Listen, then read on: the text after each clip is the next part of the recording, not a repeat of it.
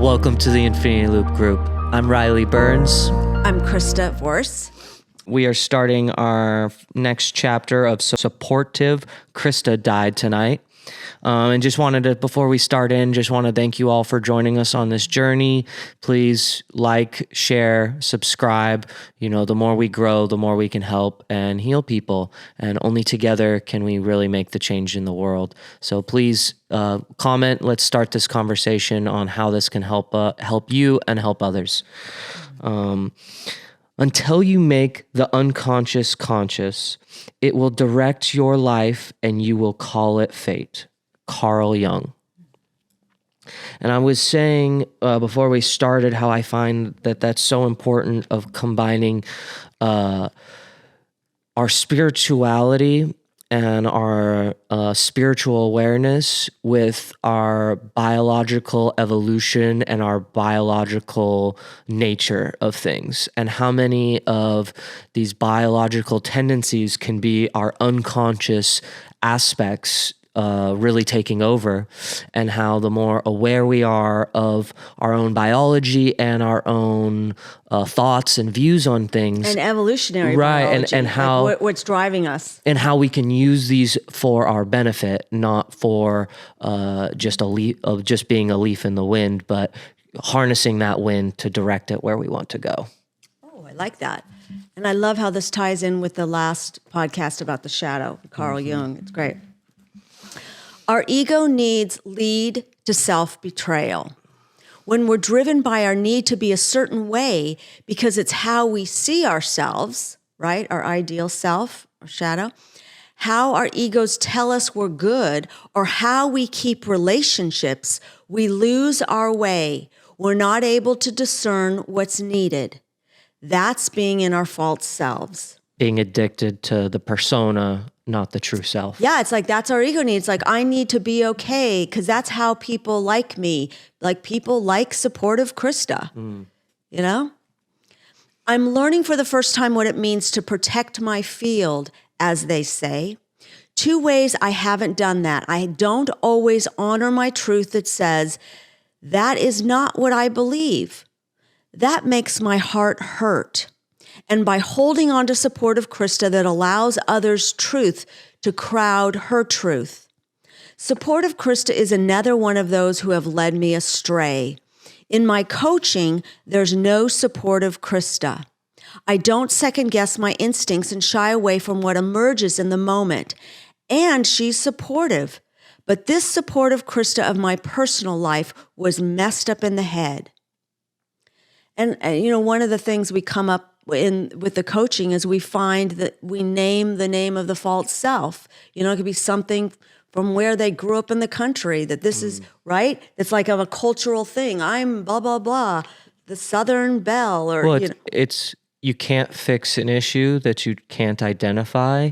And so by giving it a name, you are able to categorize it and address it more fully. And then you see it and go, oh, what's that? That's just trying to keep me have people in my life. That's just trying, you know, it's taking the gift of the supportive part of me, and it's getting my ego is taking, instead of the purity of the soul driving it, the ego need, and going, oh, I can make that into an ego need. I can be liked. So it's instead of being supportive for the benefit of being supportive, you're being supportive for the ego hit of being the person that's being supportive.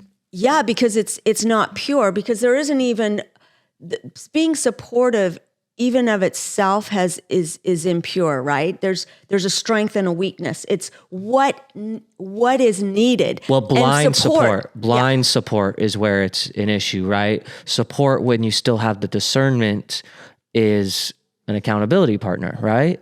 Right, like being supportive, even you may not be blind, being supportive of what you should not be being supportive of. You know, we've been talking about that. So I've been taking my spiritual inventory of how I lost my way in a relationship because of supportive Krista. And I'm referring again in this chapter to 2 women I've already referred to. It's not like I have all these different people in my life with these issues. These just happen to be the two stories I've been talking about. A woman reported to me over a short period of time a stream of her behavior toward people she felt anger. In one incident, she reported to me what she messaged to a female friend of hers in a public group that was at a delicate time of her life. The friend was actually on her deathbed. This was done in pursuit of honesty and holding someone accountable. It was fueled by hurt and rage and a reaction to what she perceived as her friend not being in integrity or being a loyal friend.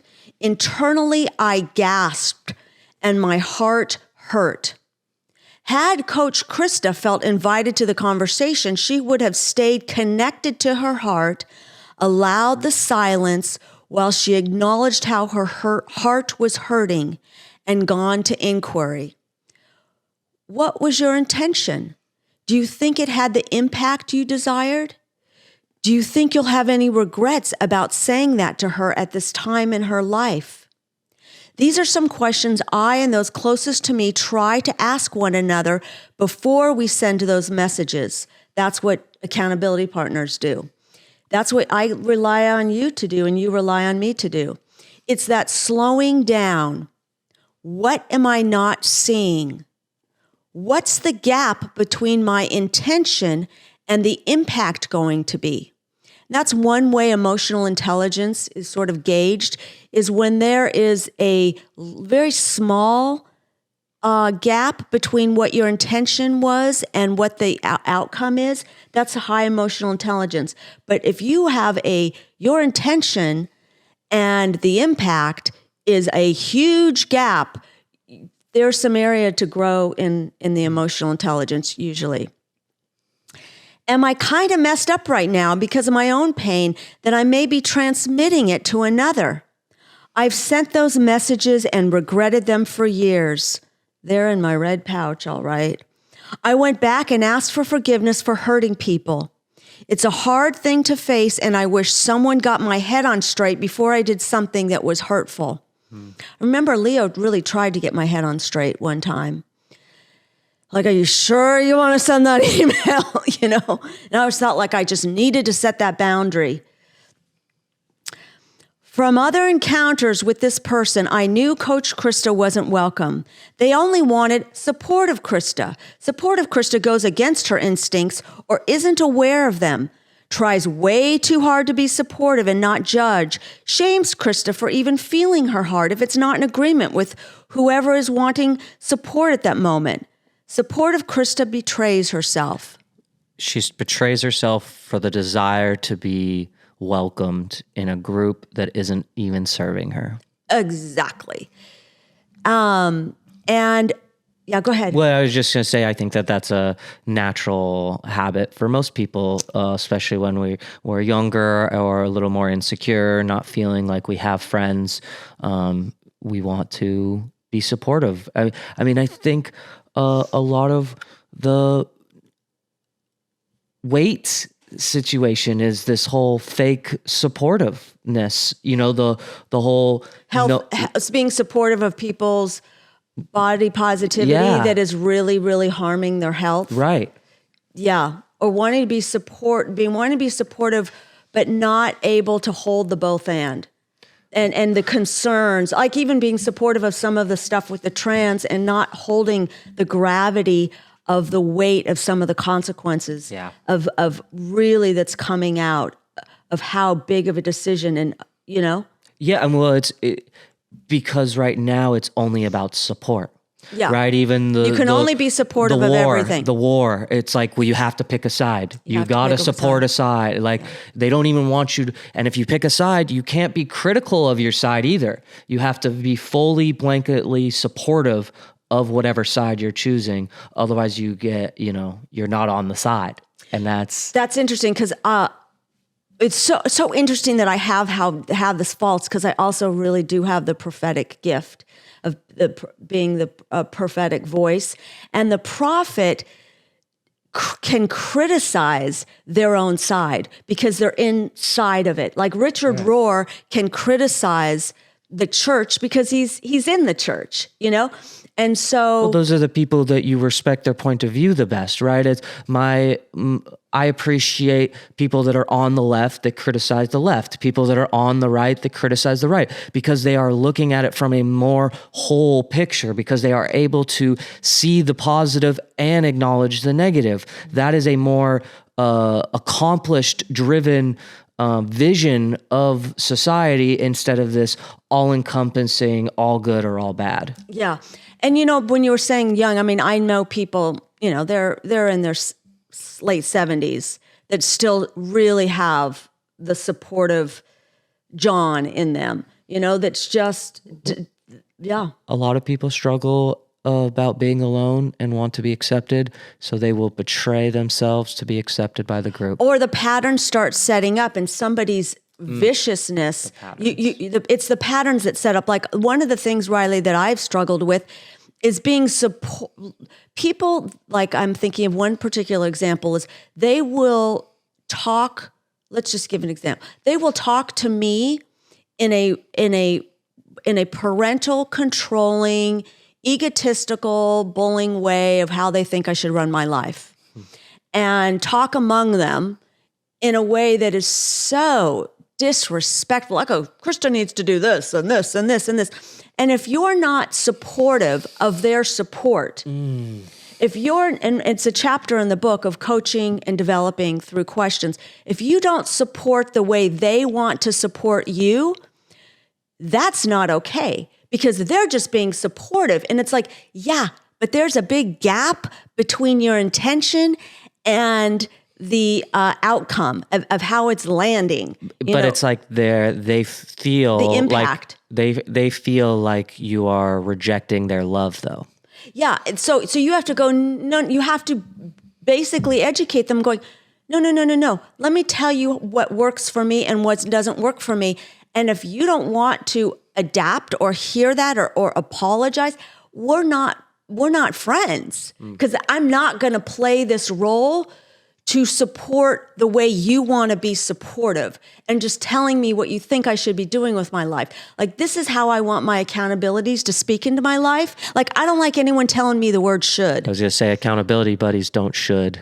Yeah, and that's the thing of where I am not agreeable. Like, I'm like, my red, like, no, don't should me. Don't go against my intuition. Don't tell me I should be pursuing this. I need to be doing this. Like, ooh, no. I don't develop people that way. I don't like to talk to anybody, and slap me upside the head if I ever do. And I will say that is something I try and be aware of, because I am almost so not agreeable that I will maybe do something that I even didn't want to do just because it's the opposite of that someone should me.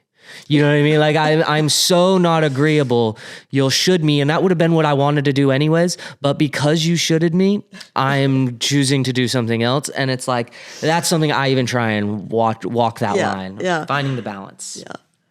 Yeah. Recently I received. Oh, okay. Recently, I received an invisible sword of truth planted in my chest that resonates as my new guidance system, which was so cool. It was a mystical experience, and I saw this sword coming in. It bounces off what I believe to be true, doesn't judge it, make it bad, or say, Krista's not allowed to feel, believe, or need what rings true for her. If I had my sword of truth sooner, I would never have let supportive Krista run amok. She was killed by the sword. Now I'm stuck with the karmic mess from months ago. That woman went after me in the same vein of confrontation that she did to others. What a lesson. It woke me up to see how giving someone the benefit of the doubt instead of practicing more inquiry actually supports someone else being hurt. Yeah, you are literally strengthening them in that muscle and not interrupting their habit, going, yeah, what you're doing is just cool. And you're like in your 60s and no one's told you this. And I'm not going to tell you either that what you're doing is really inappropriate. What you permit is what you promote. You know, you might let something slide because it doesn't bother you that much, but you are promoting that bad behavior for it to be taken out on someone else. You know, it's you go, it wasn't that bad, and then it's only going to progress in a direction that they're not going to all of a sudden learn their lesson if no one points it out that they're making a mistake or treating people poorly. That's the shadow side of the unintended consequences of picking your battles. That whole concept of picking your battles always just sits really weird with me. And it's not like you're just constantly, readjusting everybody. It's like you give people grace to be where they're at and being okay that they're in a bad, like there's a flow. But then there's also a time where you ignore something that you are sending a message of teaching people how, like you can ignore things and let things fly when you have made a stand and going, that's not okay with me, and let them, mess up. That's very different than just really being dishonest and not registering that something wasn't okay. Well, and I really don't like that term too, because it phrases that if making an adjustment or calling a behavior out to be adjusted, going, that's not something I appreciate around me, as if that has to be a battle, right? Like that holding people accountable is for some reason a battle. Like I don't like that. You know what I mean? It's like, no, it's an inclusion. Like I'm only correcting how you interact with me because I want to continue to interact with me. Mm-hmm. We live in a society that it is so easy to get people out of your life now. Mm-hmm. So that's what people do because they don't have the skills or tools to address the things that maybe make them uncomfortable, or they feel like just by addressing it, it is somehow a battle instead of understanding that we are all growing and all changing. And most people that want to be around you want to be around you in the way you want them to be around. So if you give them the information to interact with you that way, most people respond very positively. They don't go, I'm going to continue doing that bad behavior. It's like, oh no, I'm going to be more aware that I was doing that and change. Yeah. I don't think you and I pick any battles between us.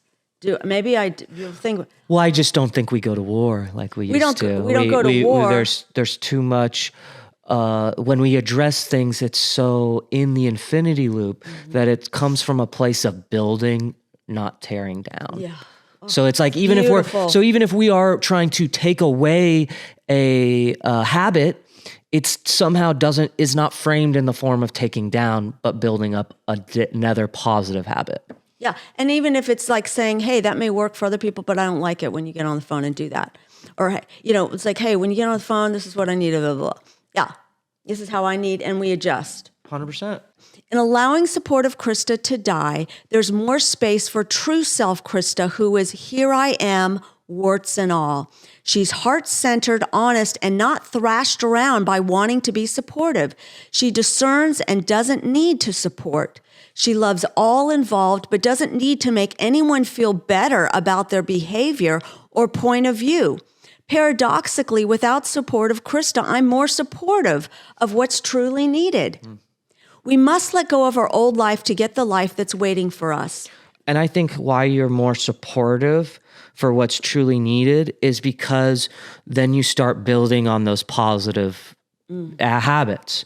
And it's easier to then continue to be more supportive when you're being supportive from a genuine place because you're not building up something fake.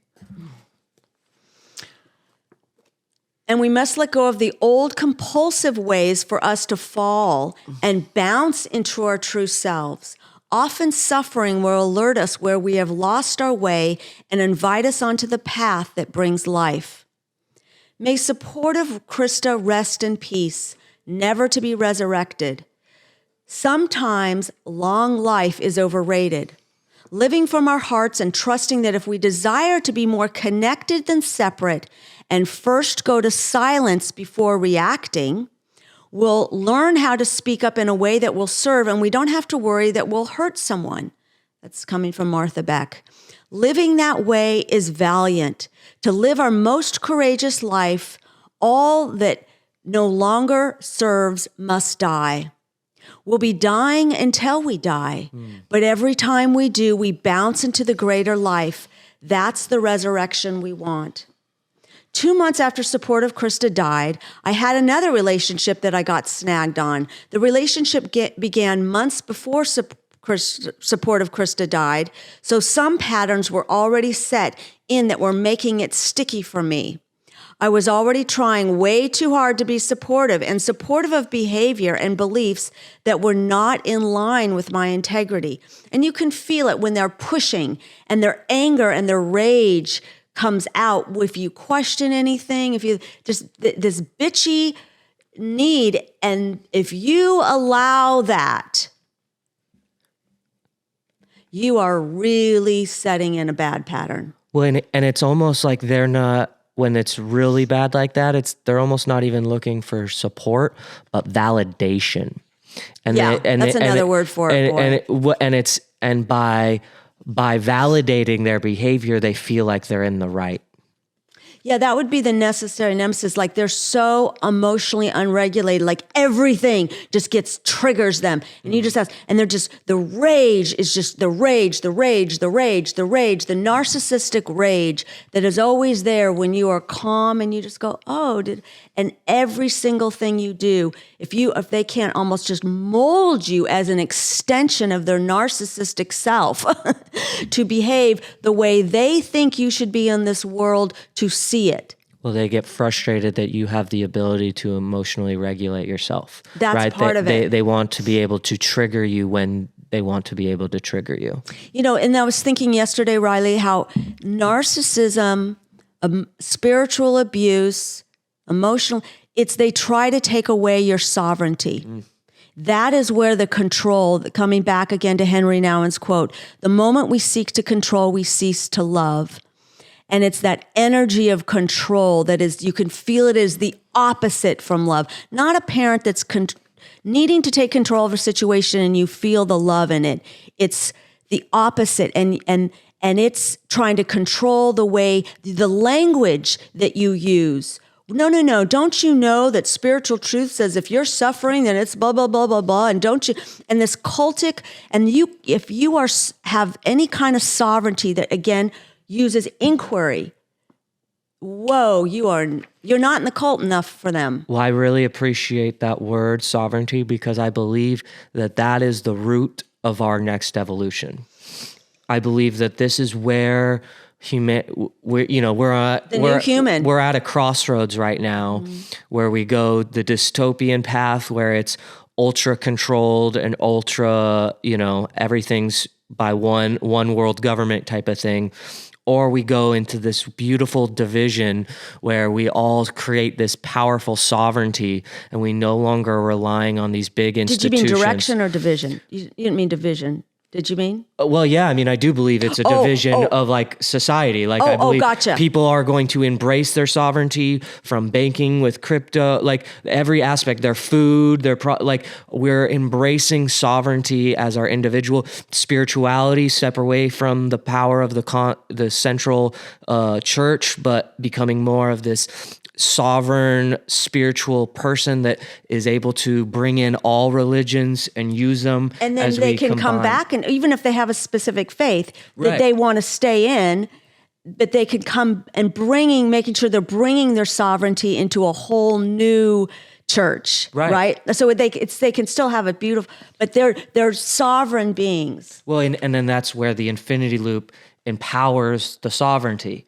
And I just really want to emphasize the importance of sovereignty and how that should be in so much your objective, I believe. And that's, again, dialogue and how dialogue is such a part of the infinity loop because dialogue is full of inquiry. You can have everything. You can have debate, but you have the ability to ask what is emerging in the moment. Everything is safe to create that kind of learning. Well, and everything about the infinity loop is about embracing your individual sovereignty too.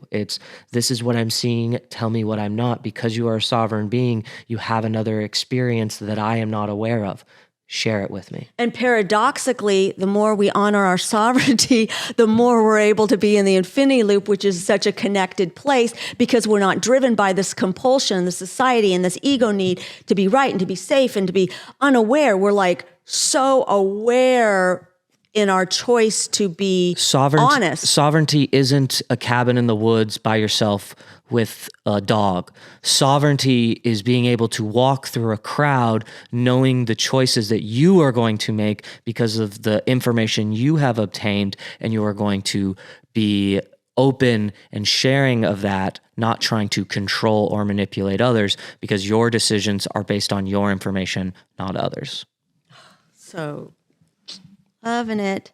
Therefore, I couldn't be honest in the relationship, and it wasn't serving anyone. I felt like I was being used as a support to what I couldn't support. I was about to speak up when the relationship blew up. I hadn't set healthy boundaries. I took inventory again of what parts of me allowed the relationship to continue down the path it was going.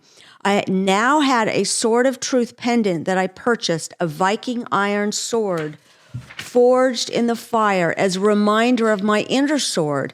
As it hung around my neck, it didn't take long to get clear what parts of me didn't resonate with my guidance system. False humility, Krista. You've also called that the monk, the kind of fake. Politically correct, Krista. And when I mean politically correct, I don't mean we are not sensitive to what is appropriate. It's this falseness. It's this false part. It's actually not love. It's the moral superiority because of the right language and someone else doesn't. Or you're choosing to be that so that you don't ever have to up level in the way people use language and conversation. It's just an easy way to just go, let's make sure I say everything that's, woke and cool so nobody could ever criticize me, and I just always sound so supportive. Emotionally dishonest Krista. All would bump up against my sword, and I could always feel how it wasn't the truth. My suffering woke me up. They all died a swift death. Now to keep them in the ground. I was coaching a client the other day in the Infinity Loop work. It was in the context of speaking up in her workplace that's full of toxic chauvinism.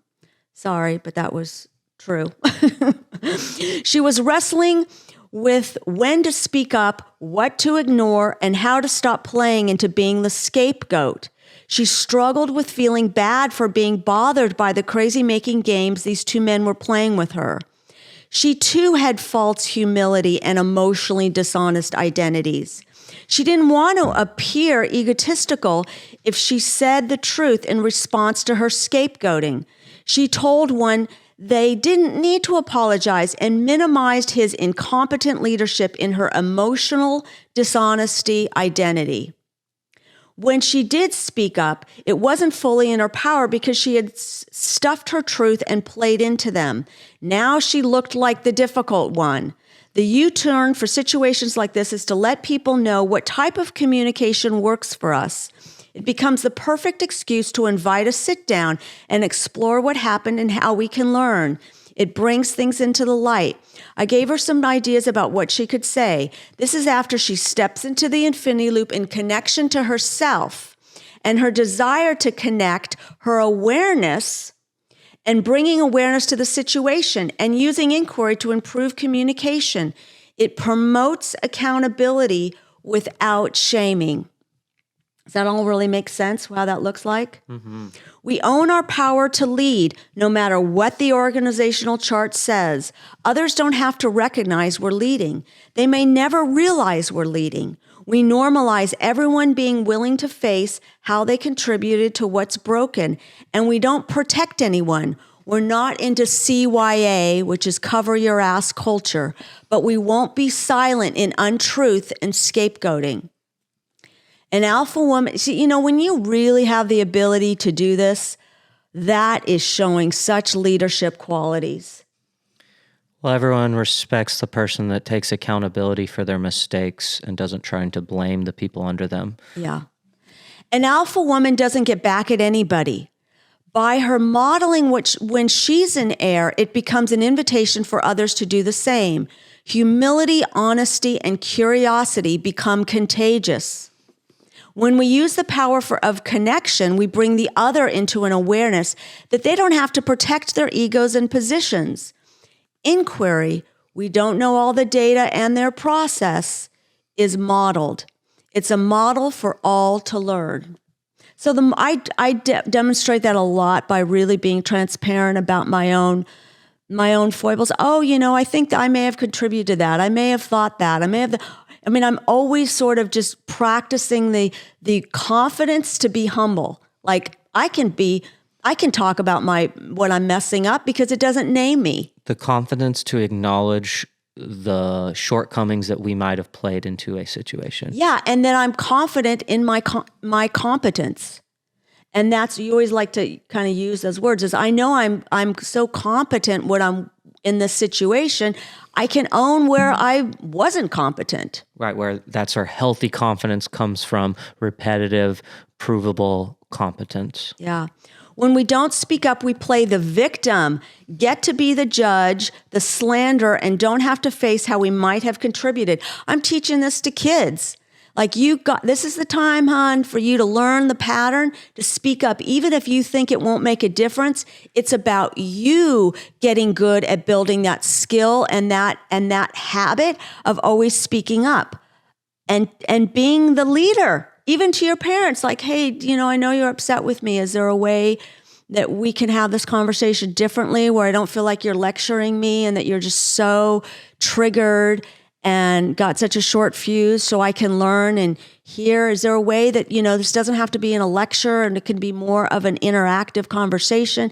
Hey, why are you talking to me that? Like, that is flippin' exciting. That's what the adolescent brain needs. Yeah, and as you mentioned leading a lot too, I really want to emphasize on how just because you are following someone does not mean that it's taken away your sovereignty, right? You don't always have to be this one person on the road going in your own direction to be sovereign. Sometimes you can very much be sovereign and be a part of the collective group. Well, very much. I would say more often. More. It's like you can feel that they have a healthy sense of self, the psychological and spiritual health, and how those two dance together. So this is it. When we don't speak up, we play the victim. We get to be the judge, the slanderer, and we don't have to face how we might contributed. We don't have to face how we're promoting bad behavior by permitting it. I know how it takes practice and confidence to stand up to power and the unconscious, condescending bullshit both we women and we men face. But we keep strengthening the muscles needed to do this. Our tribe helps us along the way. That's why we'll have an online interactive support group and courses and seminars so we can get all masterful at this. My client was frustrated with herself that she fell into an old pattern of relating. I reminded her not to beat herself up, but to have self-compassion. We observe ourselves falling into the old pattern and just become aware we did it. Well, this is, again, moving the unconscious to the conscious. So you were doing that behavior before, and you were unconsciously aware that you were doing that. Now you're becoming conscious of it, and it creates the environment for you to change. Yeah. You don't need to beat yourself up because nothing happens overnight. Everything is a practice. So you've been practicing a bad habit for a long time, and now you've become aware of it. Now it takes some time to correct that. You don't correct it overnight. Yeah, so this is the different than the girls getting together after work with their glass of wine and complaining about the company. That's the opposite of the infinity loop. Like, we're victims and we get to slander and we get to judge and, oh, those stupid men and this and oh, that bitchy woman. Instead of going, wait, where am I being the coward? Where am I undeveloped? They're undeveloped, but where am I undeveloped? That I didn't speak up and go, excuse me, hey, I hear you, and can we have this conversation differently? Let me tell you what's helpful and what's not helpful. Next time we catch ourselves doing it before the end of the interaction, then in the middle, and then as soon as we begin. One day soon, we'll pause, breathe, drop into connection to our hearts, our guts, and the rest of our bodies. Our minds will be clear and calm. We'll be aware before the interaction even begins. The only way to change behavior is through awareness. We get into our higher brain where change can happen. Once we're aware, we're able to make other choices. Once we do it over and over, it becomes our new way. Just being aware of our lack of awareness puts us into witness consciousness, the watcher. Similar to meditation, once we're aware we're thinking, we're not thinking. We're actually not in our ego mind, we're in our awareness, right? We're like above thinking. I think that's how Eckhart Tolle kinds of explains it. Awareness is a kind of walking meditation. We are the watcher and the watcher is aware. The more we're honest with ourselves, because we don't need to see ourselves as humble, cooperative, a team player, unaffected by others, etc., we know ourselves more and operate from that integrity, our internal no or yes. That integration is needed to be a powerful force to change. Some wonderful questions here. In what relationships or situations do those ego needs to see yourself a certain way come out? I would say it's the environments that we are the most insecure at. Whether we're at a job that we're not fully prepared for or competent in, that we will hide our incompetence by overcompensating, by being the yes man. And that's good. That's kind of just something that had come to me because I'd seen from my own experience where someone had got a job that they were not qualified for, and instead of ever having an opinion, they just kind of yes manned their higher up the whole time, and it created a lot of problems because he was never able to actually solve anything himself. And so it always had to go to the next boss up because he was never able to make any decisions for himself. And so, do you have any examples of that for? Well, I think my examples I gave, already, pretty much. Yeah, it's, and if it's youth, again, I have mentioned before, Riley, it's like when I got together with my necessary nemesis and met with him against it's like if you're bored, if you don't have enough of your tribe, if you're not getting enough socialization, interaction, it's like kind of like you take crumbs of relationships that you think you need, even in dating relation, or, if you think you need this because you're just not getting enough juiciness in life, enough people. If you're coming from lack. If you're coming from any kind of lack. You're probably going to fill it with not what's supposed to fill it. Or sentimentality, or one of the things that tricked me up, okay, this is coming to me now, is it's kind of like you date somebody and they talk about their exes, and you're so clear that you don't want to be like the exes. So when they start doing it, you start saying like, ooh, I don't want to be like that. You make a thing, or a friend is going, and you don't want to be like the other people. It's just, you just lose your way. So could you give us an example of how you've changed your ways of being in more truth and purity and not trying to control? The more I do my inner work, well, this whole, it was so good when I was able to name it as supportive Krista and see what, because that's what I love to do. It's like, oh, why did this happen? It didn't just happen. I made this happen. I kept going down this relationship and sitting in that inner stillness. So, it's about how serious I take my own inventory and my spiritual practice and inner stillness to try to see myself in my shadow work and go, what am I bringing to the table? Because I have suffered so much in life, Riley, from my unconsciousness,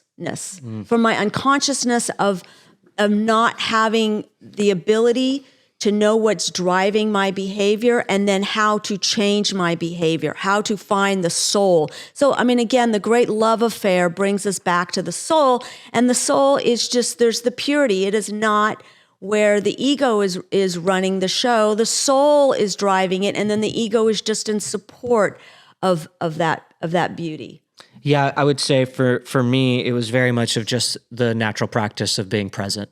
The more present you are, Inner stillness. the more you're not thinking about what you're going to say. So you're more coming from that truth and purity, because there's truth and purity in this moment.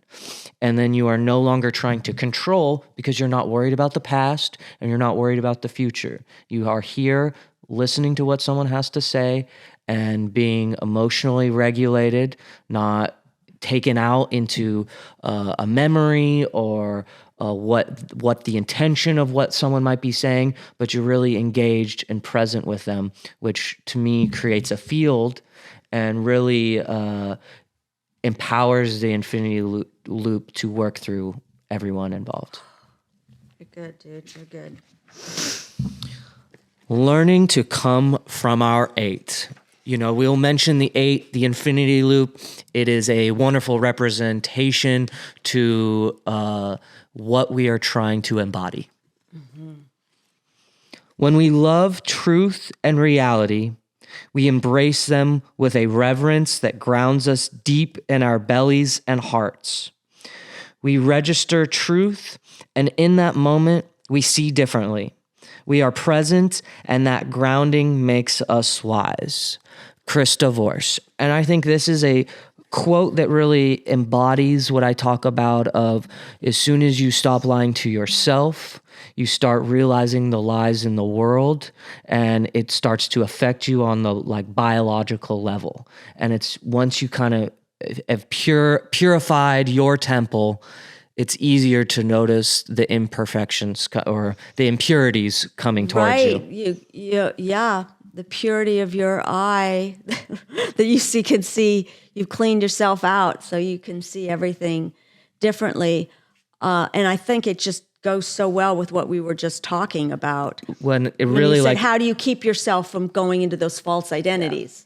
Yeah, well, it's you being that presentness that really feels you in your belly and your heart. And when you are there, you only can come from truth, because you're not coming from negativity. You're coming from connection and love and healthy support, not needing your approval support, but because we are coming from the individual, sovereign, divine place. I have said that writing this book was the best thing I've ever done in my life. I mean, I would say having you, but the best thing for my ability to love well, because it's all the tools that when you write it out and you've written a book and you've worked it and you work it with your clients, I mean, this is my tool belt, my tool chest that I have to then always be reminded of. I have all these touch points to be reminded of how to live more from the true self. Well, I just think of how much my life has improved since you've made this book, exponentially. It's almost as if each year we practice this, we learn more about it and are able to integrate it more into our lives. And from that, the flowers and fruit that this life that we've been creating is just getting more and more beautiful. And thank you for that. Spring 2017, I had a powerful dream full of symbolic meaning and a big old tarantula.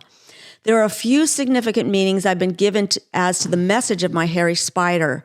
One came from someone who was in a dream class. She got excited to look up the meaning and announced, "I think the spider is your totem." She then read me the following: "We can all learn from the spider totem. A spider totem teaches you balance between past and future, physical and spirit, male and female. She is strength and gentleness combined." Mind you, this is everything of the infinity loop. She awakens creative sensibilities and reminds you that the past is always interwoven with the future.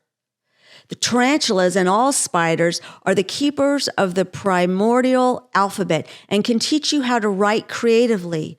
Her body is shaped like the number 8, and she has 8 legs, which is the symbol of infinite possibilities of creation. Her 8 legs represent the 4 winds of change and the 4 directions of the medicine wheel. Spider's message is that you are an infinite being who will continue to weave patterns of life throughout time. Do not fail to see the eternal plan of creation. Those who weave magic with the written word usually have this totem. Since the spider has 8 eyes, some they see out of, some they sense with, they have quite a perspective. If we crawled onto the ceiling and looked down on our lives in the perspective of all of humanity, we would not feel so constricted in our lives, about our lives. We tap into our hearts and guts from a spacious place, love ourselves, honor our journeys while holding the bigger picture of all that we humans have lost and suffered. It puts things in perspective. As still as a spider, we watch all that transpires down below. Then, like the spider, we have expanded awareness.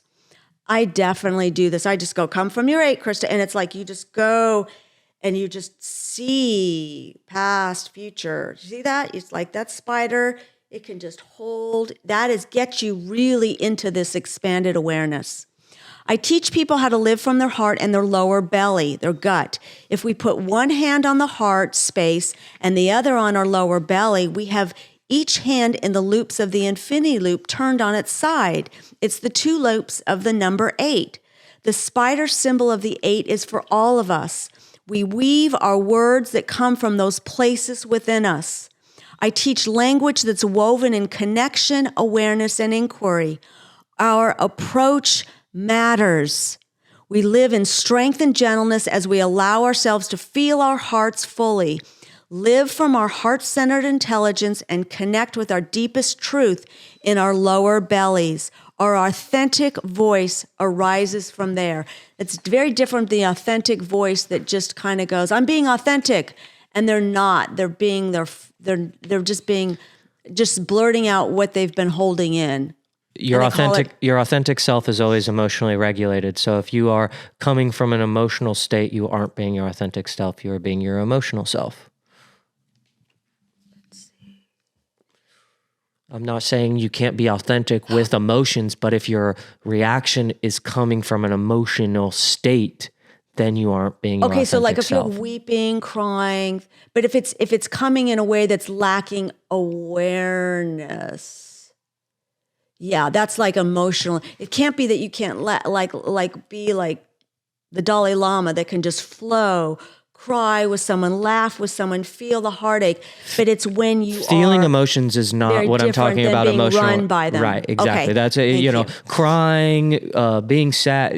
Feeling all your emotions is not what we're talking about. Emotional state, like being run by the emotional state. Usually when, anger is not, it's like, especially when it comes up in you, is very rarely coming from a healthy place. And it's you usually need to question it. Right. When the ego's grabbing it versus like, whoa, what's coming up? That's why it is a dangerous emotion. Well, because people project it, right? It's like anything you feel the need to project isn't probably coming from a grounded place. There was that belief, it's like you got to let your anger out, linger out. And then there was a great book, and I can't remember the title of it, but the research that was going, what they found is that people that got in touch with their anger, there was no end. It wasn't like a teapot that you had to blow off steam. It opened up, and an addiction. There was no end to living from that. And I would say that brain track that you are strengthening. Instead, the infinity loop's about questioning your anger, questioning those thoughts, questioning why, is this serving me? Because maybe it is, and maybe you do need to stand up and protect yourself. But rarely it is.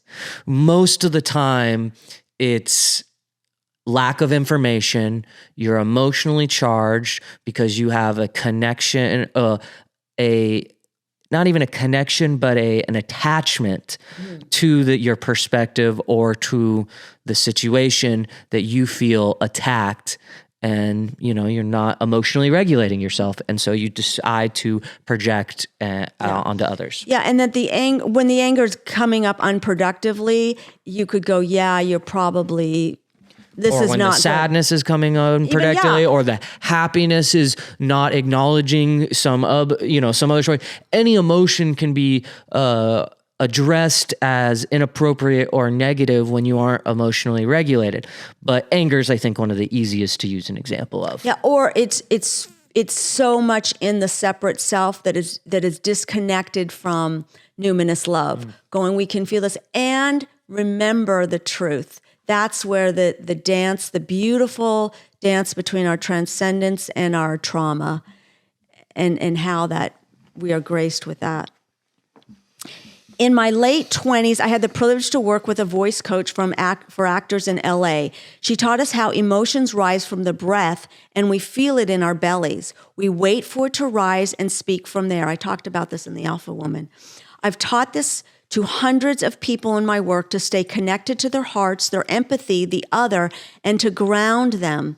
You can kind of tell when someone's sounding false. They're not connected to their bellies. Our true voice resonates with an authority and a power that cannot be denied. It's a type of mindfulness practice because of the present moment awareness and calming of the connection of our breath. Hippocrates, the father of modern medicine, knew that the gut was central to our health. Now we're getting it. The gut is really, really central. It communicates to the rest of our body. We know our hearts have an intelligence as well. So the gut, they even are calling it the second brain. Like they're learning more and more about that gut. It's great, and how it affects your whole ability to even emotionally regulate. Well, there's a lot of enzymes that are released in your brain that are created in your gut. And so if you don't have a healthy gut, your brain doesn't create those enzymes and your brain can't operate in those ways. One of my favorite studies is the one they did on chess tournaments, and they acknowledged that this enzyme was released when they had novel problems. So ideally they were connecting this enzyme to critical thinking and independent thought. And there was a direct correlation to people's health and their ability to create this enzyme and to be able to think for themselves. I love it. We know our hearts have an intelligence as well. If we stay connected to our hearts and our guts, let them center us. Let the deepest ground of our being come from there, we do well. If we feel our hearts and let the truth emerge from our bellies, we are in connection, awareness, and inquiry, because it will lead us naturally toward inquiry when we don't, what we don't already know. And that leads to wisdom. We don't have to feel self-conscious because it's replaced with consciousness. It's fierce because truth and love are fierce. It moves us where we need to go in an elegant and intelligent way.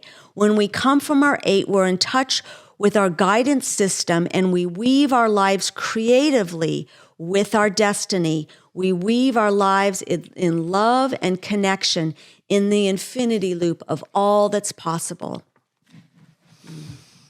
In what ways do you believe coming from our 8 allows us to weave in our strengths and gentleness, the magic of the infinite possibilities, and tap into a realm bigger than who we are? Well, that's the power of, I was thinking Eckhart Tolle is kind of going, one thing you got to do in your life, the best thing you can do with your life is realize that level of awareness, the presence, that you are presence, that level of awareness, that kind of stillness. The Stoics talk about inner stillness, but when you are still, and the mind, and you are just observing, you're not holding it in, you are observing even your small self, and you are just not identifying with the small little drama you see. You are identifying with the 8, right? With the spider coming from your 8. You then have the capacity to make choices you did not have in your constricted awareness. Then your strength, and you get the strength and the gentleness, because like you said, perspective is a superpower. Yeah. And so if we are being triggered by our perspective now, We need to ask questions to get a bigger perspective. And come from our 8, yeah. And I would say my practice, how I've implemented coming from my 8 more is breathing exercises. You know, it's one of those things I'm catching myself being emotional, giving myself a minute or so, putting myself away to do the breathing exercises. Some of them are just a couple seconds. Some of them take longer, but choosing to do that, especially when I catch myself spiraling in a direction that I don't want to, it's a great tool to help ground me and become present. And that is one of the tools I use to keep coming from my 8. But thank you again so much for joining us on this journey of the Infinity Loop group. We really appreciate you taking the time to learn with us and grow with us on this journey. Please, again, share with your friends, write some comments, anything we said that really brings something up in you. We'd love to continue the conversation with you. Please reach out and have a wonderful rest of your day. God bless.